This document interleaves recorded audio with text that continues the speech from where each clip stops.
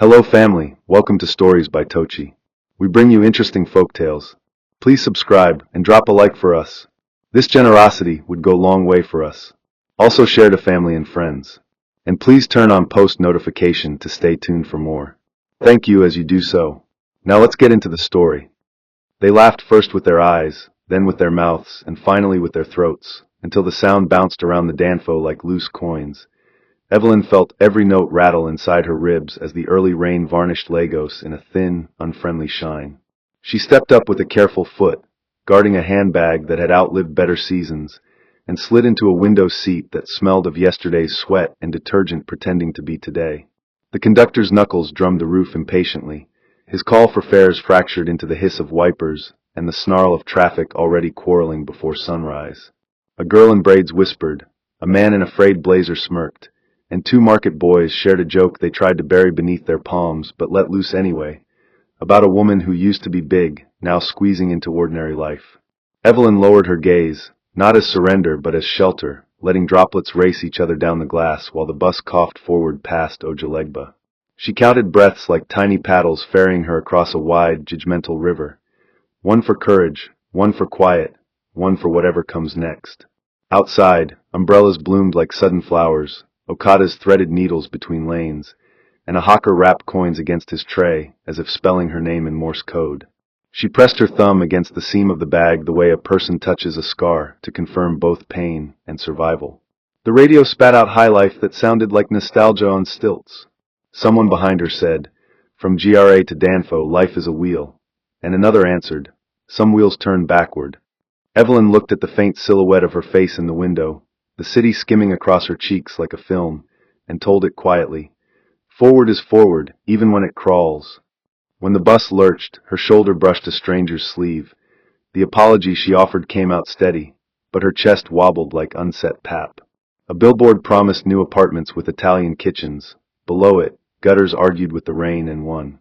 2 stops later, an elderly man in a weathered raincoat climbed in, nodded at the conductor with the respect of long practice, and settled beside her without comment. He smelled faintly of engine oil and mint. The bus rattled over a pothole deep enough to baptize doubts. A chorus of groans rose, then brittle laughter, the city's way of wrapping ache in paper. Evelyn gripped the edge of her seat and, for the first time that morning, allowed herself one small thought that did not belong to humiliation. This road could be kinder if someone insisted on it. Once, the road to her house in Ibadan had worn hibiscus on both sides, and weekends smelled of fried plantain, new paint, and optimism that did not check the weather forecast. Richard arrived in her life like a tailored suit, smooth, persuasive, full of pockets. He knew which aunties to greet with 2 hands and which cousins to call boss.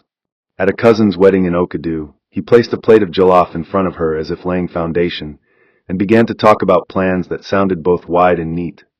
A boutique in Bodija, export licenses, a life where problems arrived only to be solved. Evelyn, who once believed patience alone could shape miracles, let herself be swept by the sweet grammar of his promises. The engagement was quick and loud, lace that glittered like rain on tin roofs, drums that asked feet to explain their joy, relatives who turned to profits overnight. They moved into a rented duplex with a stubborn generator and a mango tree that dropped fruit like careless blessings. For a while, the air inside loved them. Mornings smelled of tea and magazine ink.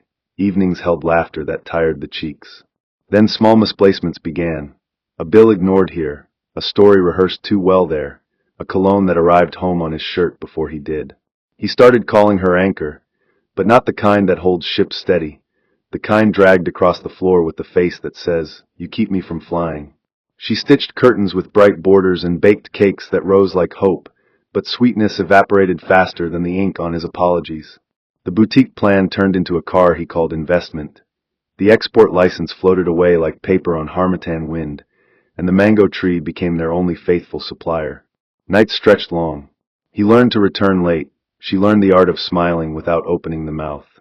Once, when she asked where the money for rent would come from, he laughed like cutlery scratching the bottom of an empty pot and told her to stop counting what she could not multiply. Church on Sundays rinsed the week, but by Tuesday the sink was clogged again. They fought with quiet ferocity, the kind that leaves furniture in place but moves borders inside the heart.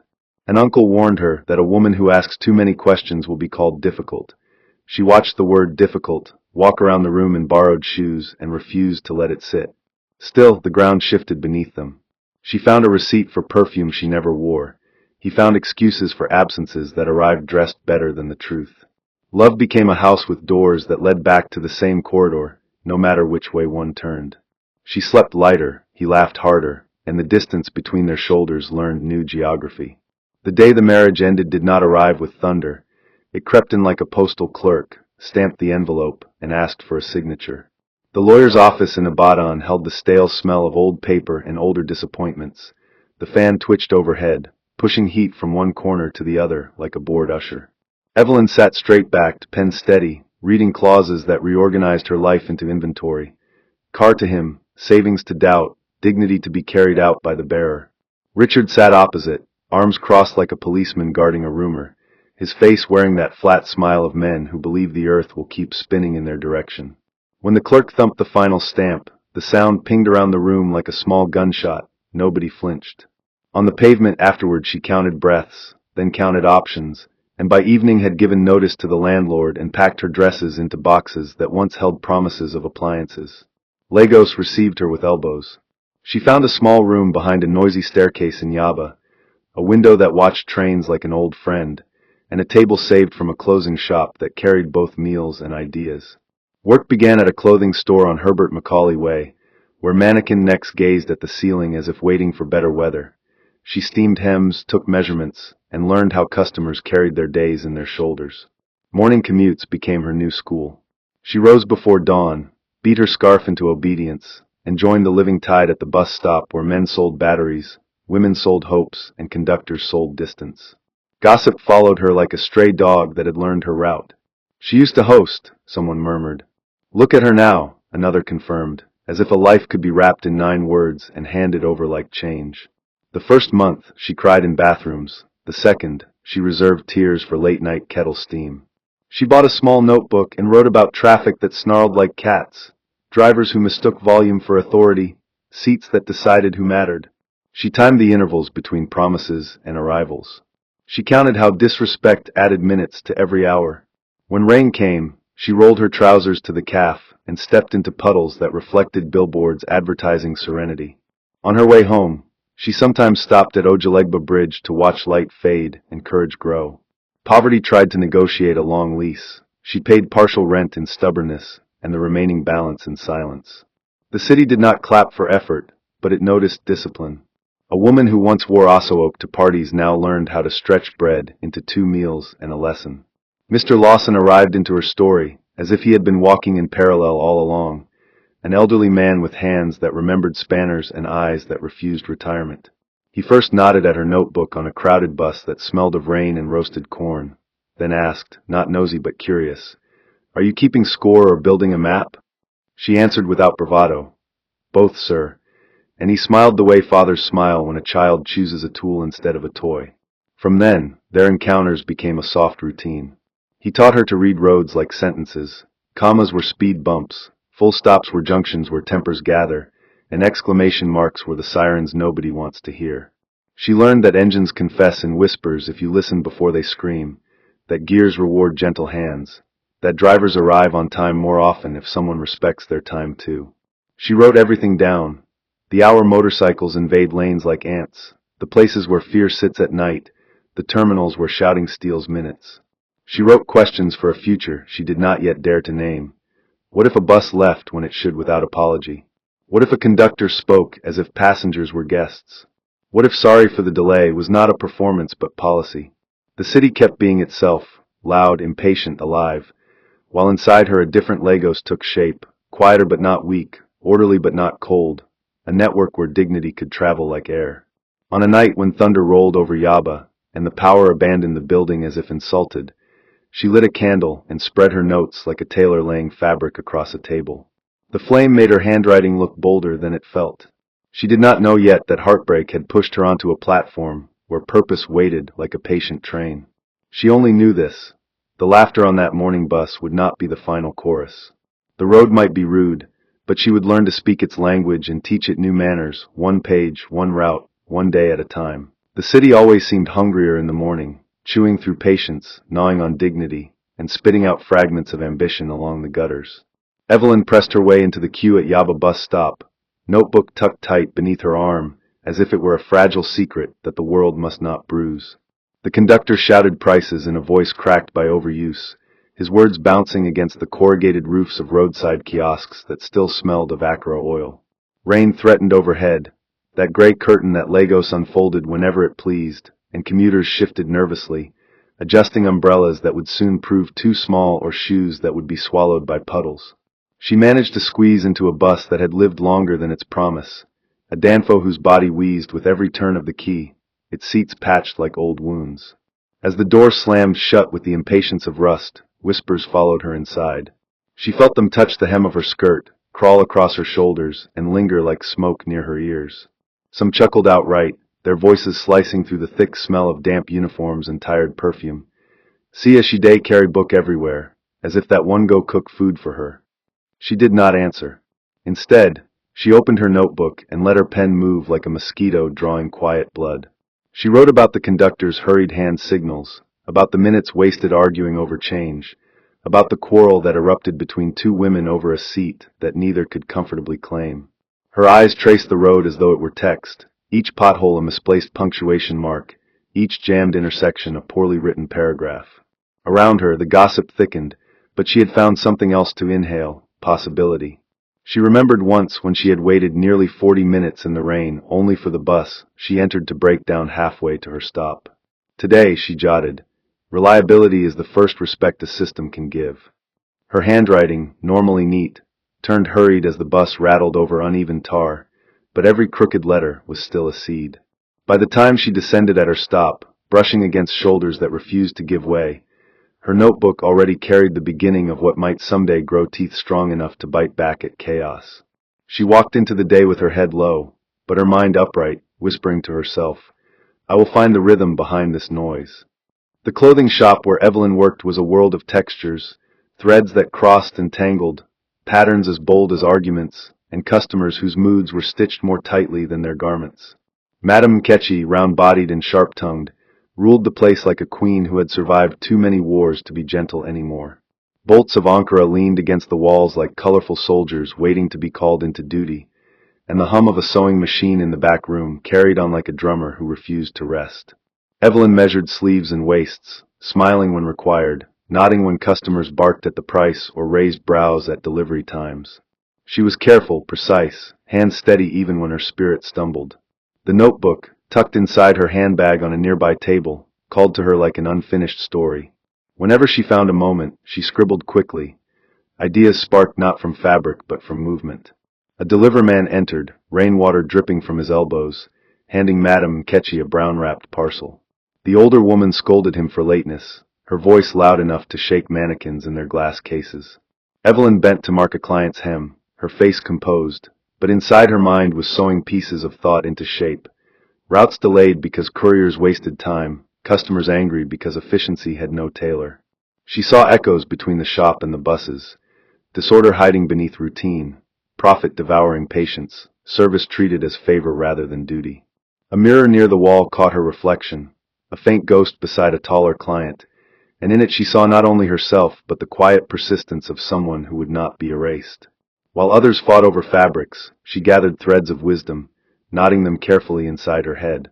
By closing time, when Madame Tocci finally exhaled her last complaint for the day, Evelyn slipped the notebook back into her bag, her heart humming louder than the sewing machine.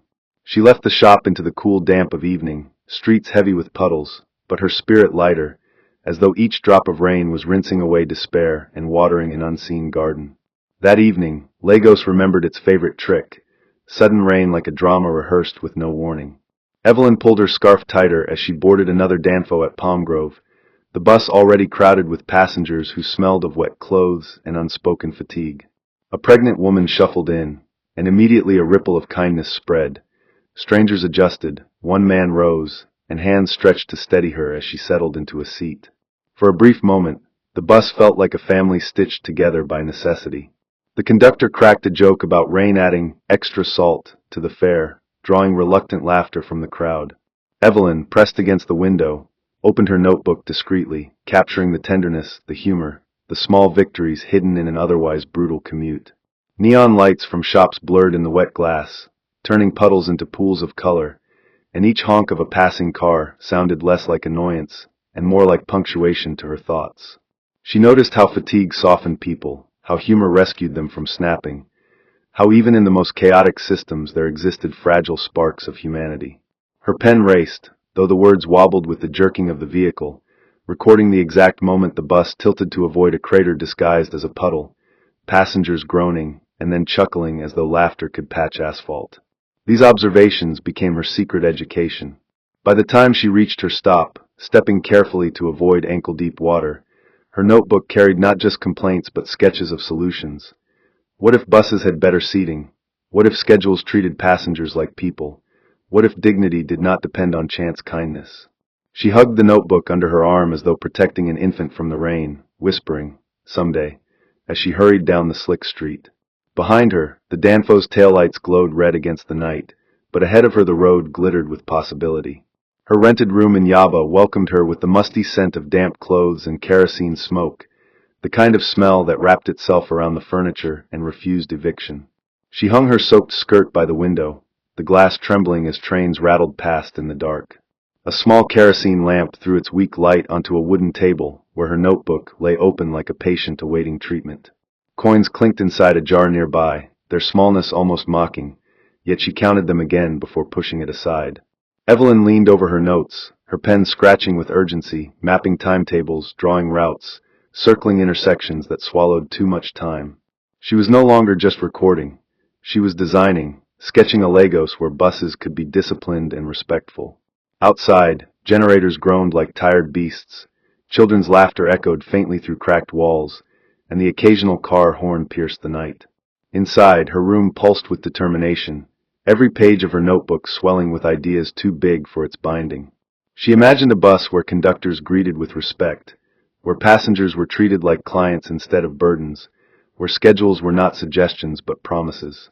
Her lamp flickered, threatening to abandon her to darkness, but she leaned closer, refusing to yield.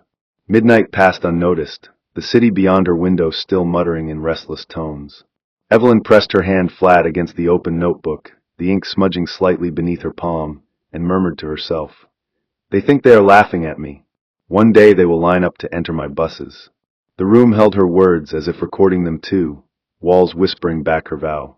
She finally rested her pen, but her mind kept writing, even in dreams, even in the quiet hours when hope had to be its own lullaby.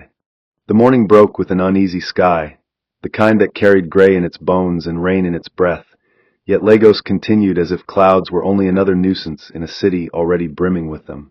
Evelyn boarded a Danfo that looked as though it had lived through several lifetimes of struggle. The engine coughed before it finally agreed to move, but halfway along the expressway the bus surrendered, shuddering to silence.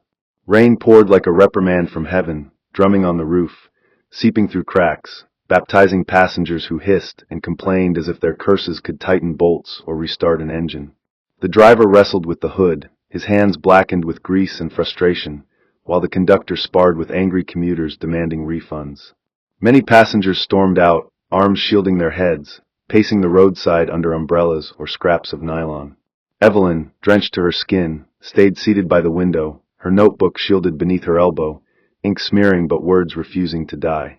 She wrote furiously, the rain blurring her handwriting but sharpening her resolve. Lightning split the sky, thunder chased close behind, and for a moment the chaos around her became a stage where she alone was actor and audience.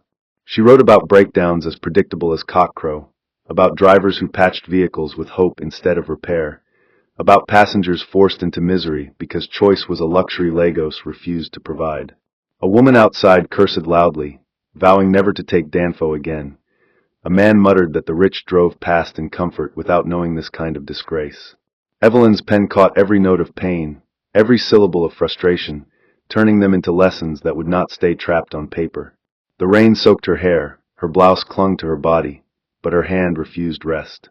Each drop of water was an underlining mark, each roar of thunder a drumbeat to her determination.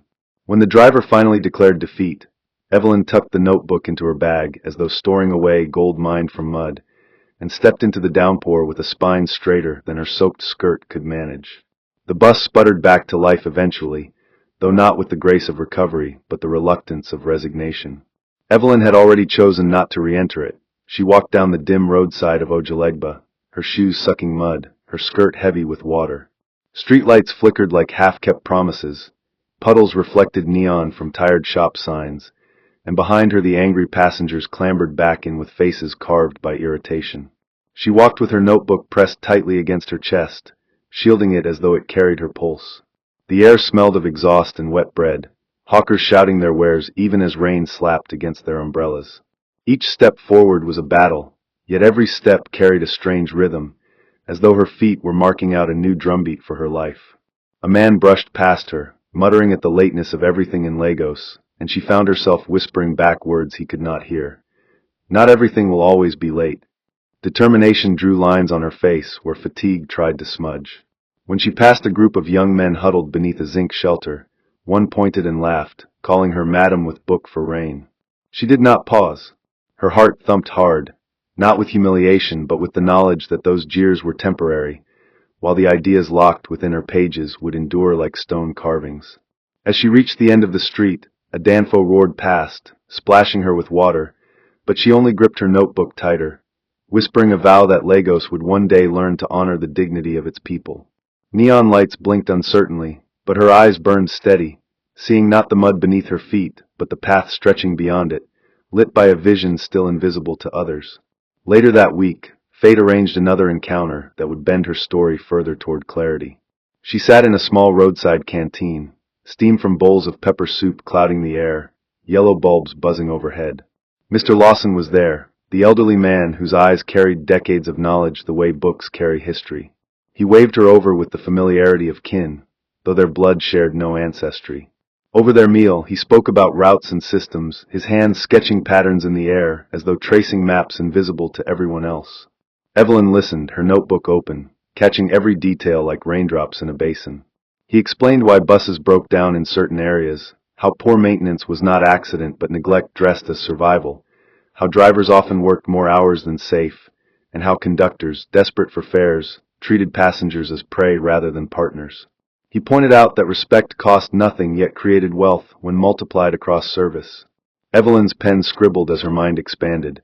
She began to see her notes not as complaints but as instructions. She thought of all the evenings wasted waiting for transport, of arguments over change that stole more time than they were worth, of passengers treated like unwanted burdens instead of clients. Each of his words stitched another seam in the garment she was trying to design in her mind. By the time she left the canteen, her notebook heavy with wisdom, her spirit felt like a flame carefully sheltered from the wind. The night was still wet, buses still roared by with the arrogance of disorder, but in her heart a new pattern was forming. She looked at the traffic not with despair but with vision, as though every honk, every splash, every quarrel was raw material for a future waiting to be built. It was inside a night bus from CMS, dimly lit with flickering bulbs, that Evelyn's resolve was finally cemented. She had taken her usual window seat, notebook against her chest like armor. Around her, passengers bore the fatigue of long days. A mother with two restless children clutching her wrapper as the conductor berated her for not paying quickly enough, an old man sighing loudly, a pickpocket slipping away unnoticed at the next stop. The air was thick with tension, shadows stretching across faces, neon signs bleeding their colors into rain-smeared windows. Evelyn watched it all, writing in her mind even when her pen rested. She saw the small cruelties that went unchecked, the silent endurance people carried as though it were natural law. Her gaze was steady, her jaw tight, her thoughts no longer whispers but declarations. "This will not remain so," she murmured inwardly, feeling the truth of it settle in her bones. Around her, chaos played its tired performance, but she was no longer an unwilling spectator. She had become a chronicler, an architect, and soon, she promised herself, a reformer. The bus jolted, passengers cursed, the conductor shouted, but Evelyn sat calm, the storm of her past now behind her, the storm of her vision just beginning. When she finally alighted, her steps carried the firmness of someone who had glimpsed the shape of tomorrow. Her notebook was heavier than ever, but not with ink alone. It carried a dream ripening quietly into destiny. Mushin was not a place for timid beginnings, yet that was where Evelyn's new chapter set its roots, sprouting in dust and disbelief. The old white bus arrived with paint chipped like peeling scabs and seats sagging as though weary of carrying human weight, but to her it was a crown in exile, waiting to shine again. She stood beside it with trembling hands that traced the steering wheel as though greeting a monarch long hidden, her heart both fluttering and steady in the same breath. Mr. Lawson clapped her on the shoulder with the authority of a mentor, his smile seasoned by years of seeing potential bloom where others saw only waste. Neighbors gathered around, their voices a noisy choir of mockery and curiosity. Some laughed outright, pointing fingers at the woman who once wore lace to weddings, but now leaned proudly on rust. Children danced around the bus, singing songs about poverty, while a few elders shook their heads, muttering that she had surely lost her way. That evening, as the moon hung over Mushin with its indifferent glow, Evelyn rolled up her sleeves and began scrubbing the old bus with buckets of soapy water. Each sweep of her rag was like rewriting a sentence that life had drafted poorly. Women carrying bowls on their heads slowed down to watch, men leaned on kiosks and whispered, and still she scrubbed with a rhythm that matched her heartbeat. Her hair clung to her temples with sweat, her skirt stained by suds, but her eyes shone brighter than the lanterns lining the roadside.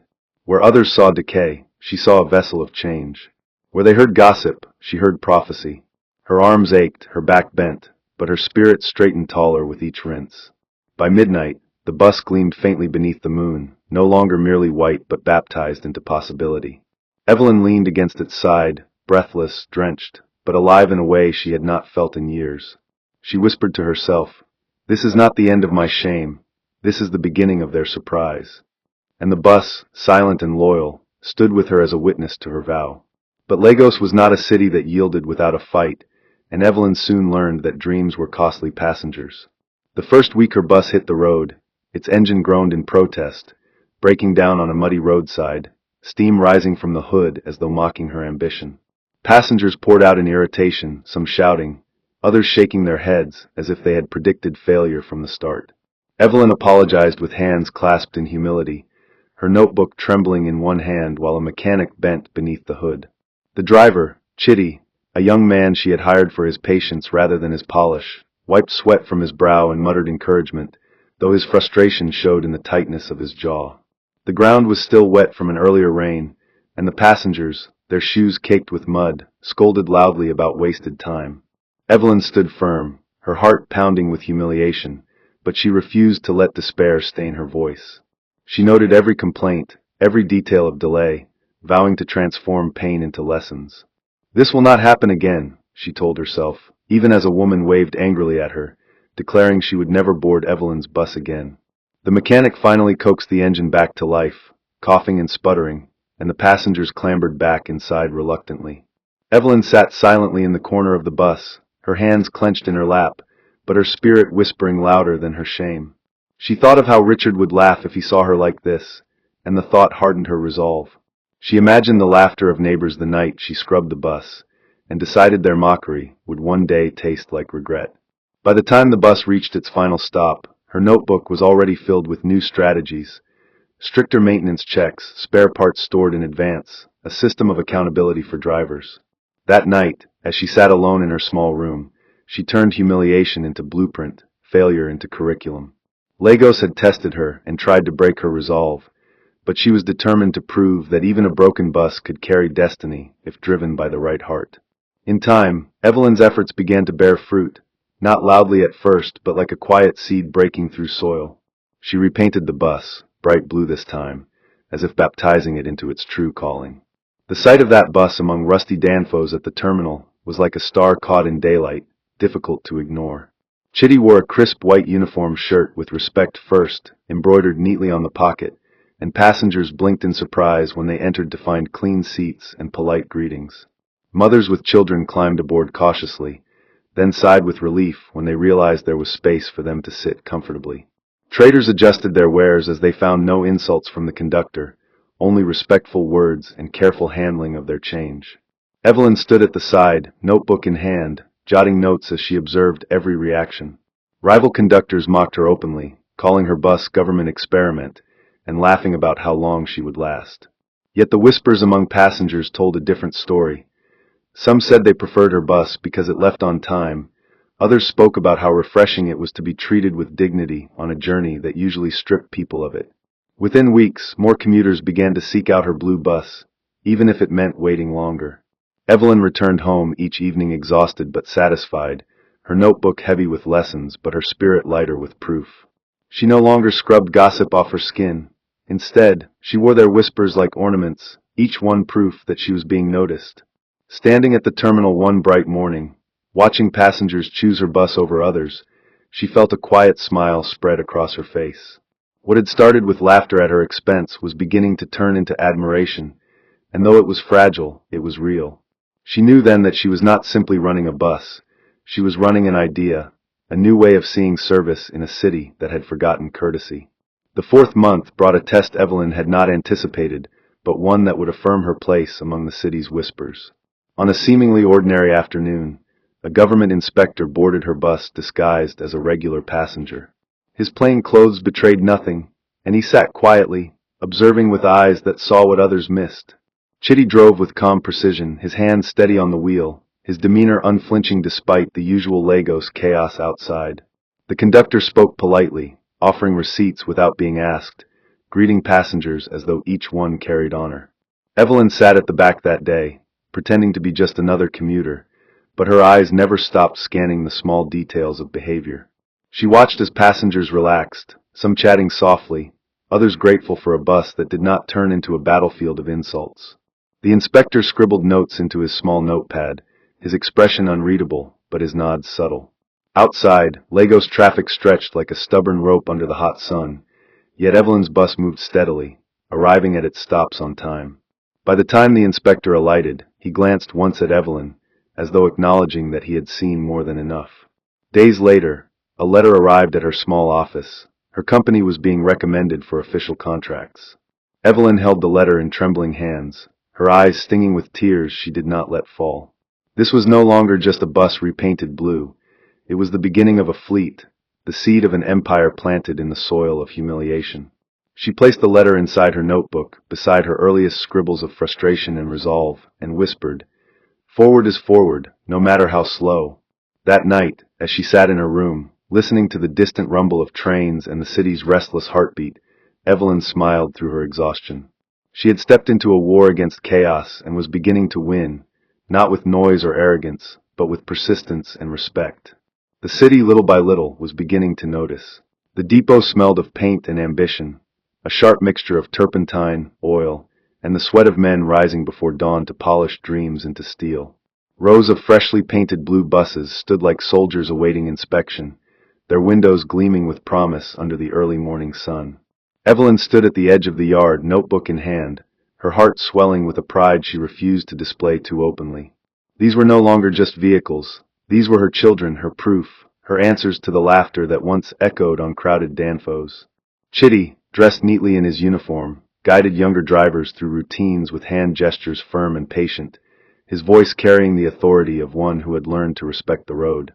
Mechanics tightened bolts, wiped grease from their hands, and checked engines with meticulous care, while conductors rehearsed greetings Evelyn had insisted upon. "Good morning, welcome aboard."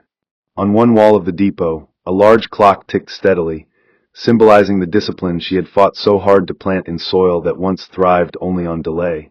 As the first passengers of the day arrived, workers in crisp shirts, mothers with restless children, students clutching books, they looked at the depot with awe, many whispering about how different it all seemed from the chaos they had grown used to. Evelyn did not speak much. Instead, she observed, jotting quick notes, catching small flaws, and praising order whenever she saw it bloom. Her mind, like her bus's, never idled. It kept moving, searching for ways to stay ahead. She knew that pride was dangerous in Lagos, a city that swallowed complacency whole. But for that morning, as her buses rolled out one by one, steady as promises finally kept, she allowed herself to breathe in the sight of her vision crawling into daylight. But Lagos remained a city that never apologized for its teeth, and soon those teeth tried to bite. Fuel scarcity came like a thief in daylight, announcing itself with endless queues stretching like stubborn snakes across petrol stations. Cars honked, drivers quarreled, and sweat glued shirts to backs as people waited hours for what once flowed without fuss. Evelyn's blue buses were not spared. Two of them sat trapped in line one hot afternoon, their drivers pacing anxiously, their conductors fanning themselves with cardboard, their passengers grumbling under umbrellas that could not hide their irritation. The sun was merciless, hammering down on the metal roofs of waiting vehicles until they shimmered like ovens. Evelyn arrived at the station in a simple blouse, holding a sheet of paper filled with revised schedules. She stood under the blistering sun with her drivers and conductors, her presence both reassurance and instruction. Chitty looked at her with exhaustion in his eyes, but when she spoke, firmly, clearly, without panic, his shoulders lifted again. She reorganized routes on the spot, shifting buses already fueled to cover for those stranded, promising passengers that no one would be abandoned. Some passengers hissed, others muttered about how Lagos never changed, but Evelyn kept her voice calm, weaving steadiness into the chaos. A mechanic crouched by one bus, wiping sweat from his brow as he checked tanks, his tools clinking against metal in weary rhythm. Evelyn watched everything, filing away the lesson. That success was not about avoiding storms, but about steering through them without capsizing. When the station attendant finally waved one of her buses forward, passengers sighed in relief, some even clapping lightly. That night, as she sat at her desk reviewing the day's losses, she did not despair.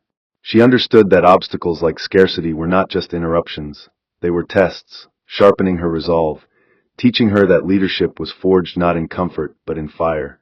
Her buses soon became more than vehicles, they became symbols. At Marina, where bank workers in suits hurried like ants at dawn, Evelyn's bright blue staff bus began to appear like clockwork, its body polished, its seats immaculate. Chitty drove with confidence, his uniform neat, while the conductor offered bottled water from a crate, greeting each passenger as though they were valued guests. Office workers who once resigned themselves to late arrivals and insult-laden commutes now climbed aboard with surprise written on their faces. Inside the bus, the atmosphere was unrecognizable, calm, orderly, even serene, as though they had been transported to another city altogether. Evelyn stood across the street, notebook in hand, her eyes drinking in the scene. She watched as the bus departed on time, the passengers seated quietly, some leaning back with relief, others whispering admiration for the rare professionalism in a place where chaos had long been normal. Whispers spread like wildfire, about the woman who ran buses that treated people like people, about how punctuality had become her trademark, about how Lagos, stubborn and unyielding, seemed to bow slightly before her vision. Rival operators muttered insults, some even tried to sabotage her reputation, but passengers defended her with testimonies of dignity restored.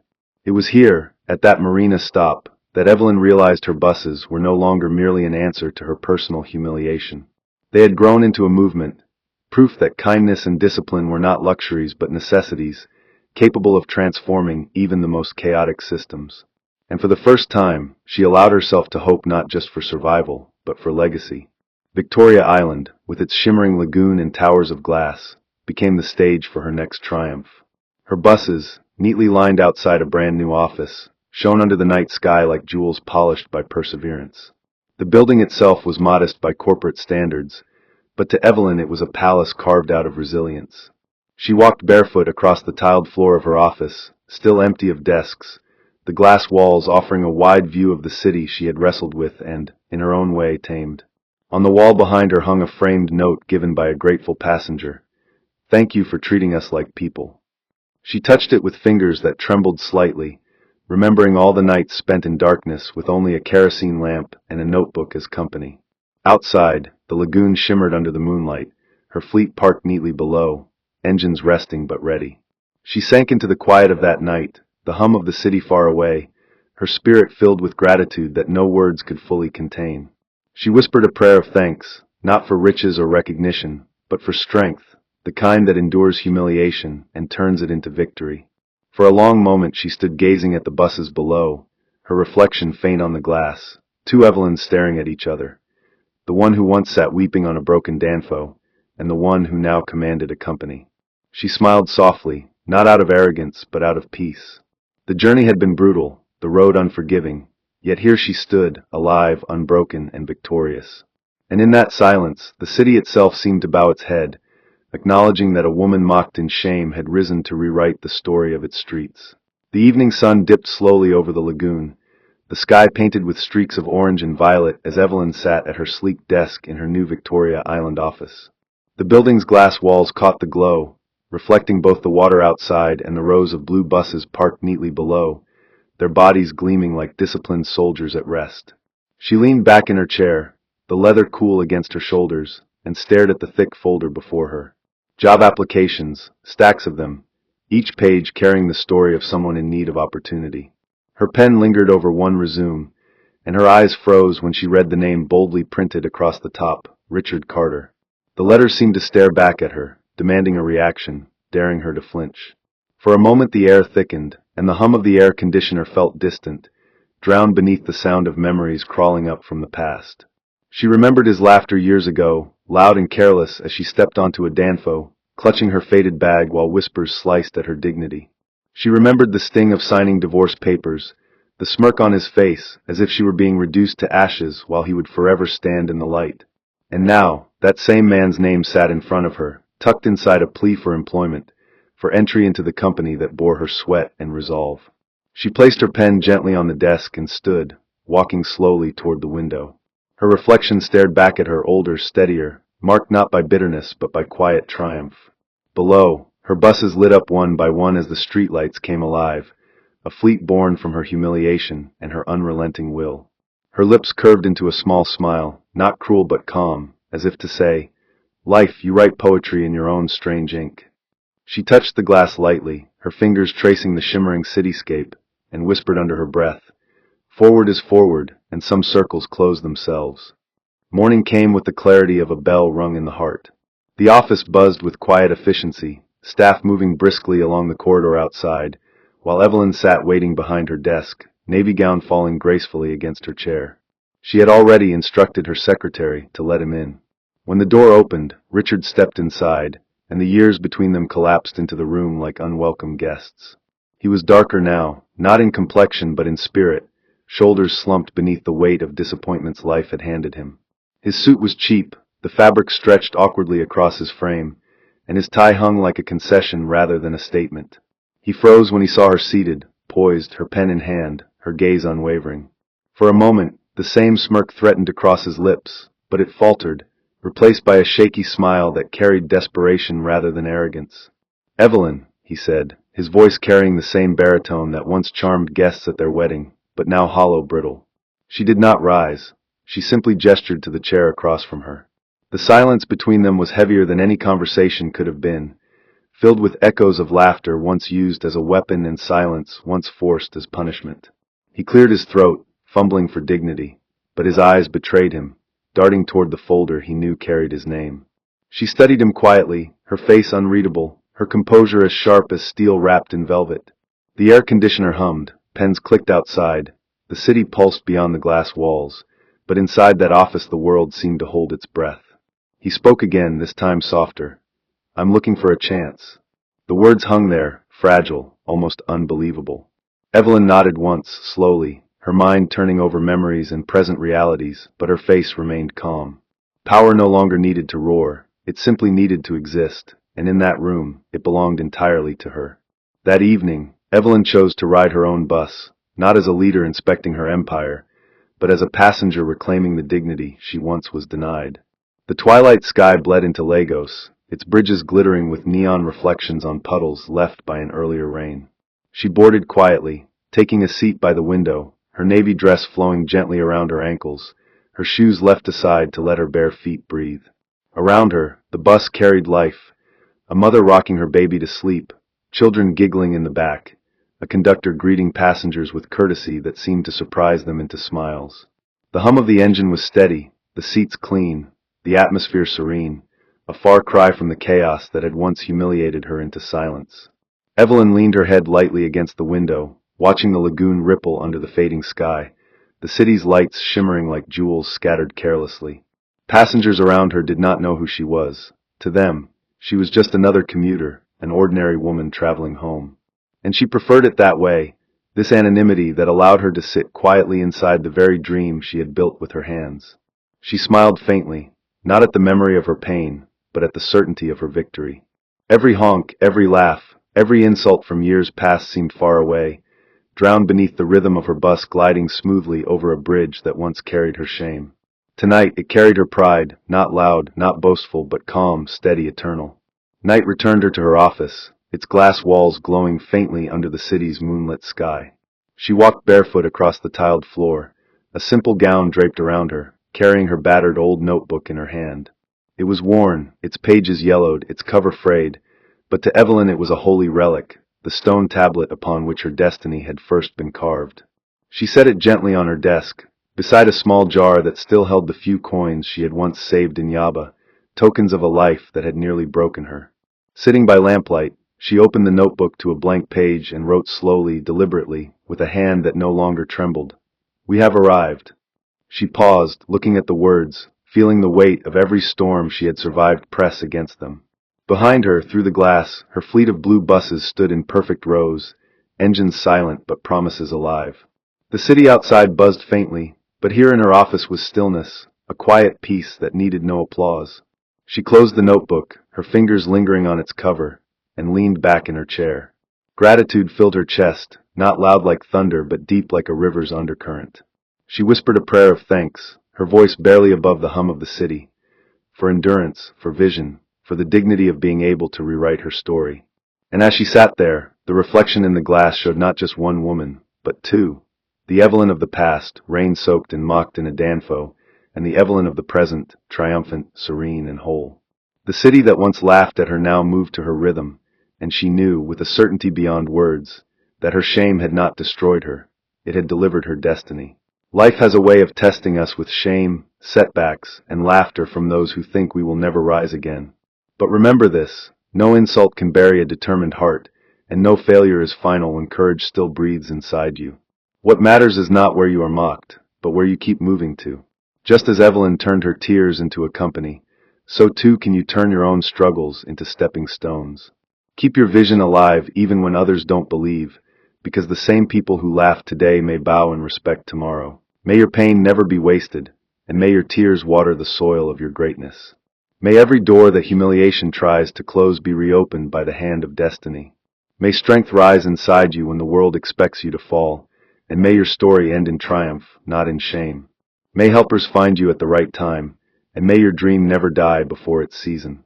As Evelyn rose from the bus seat of disgrace to the driver's seat of destiny, may you also rise into the place God has prepared for you. In Jesus' name, amen. Hope you enjoyed this interesting story. Please don't forget to like, share, and subscribe to our YouTube channel. Turn on post notifications. See you on our next story.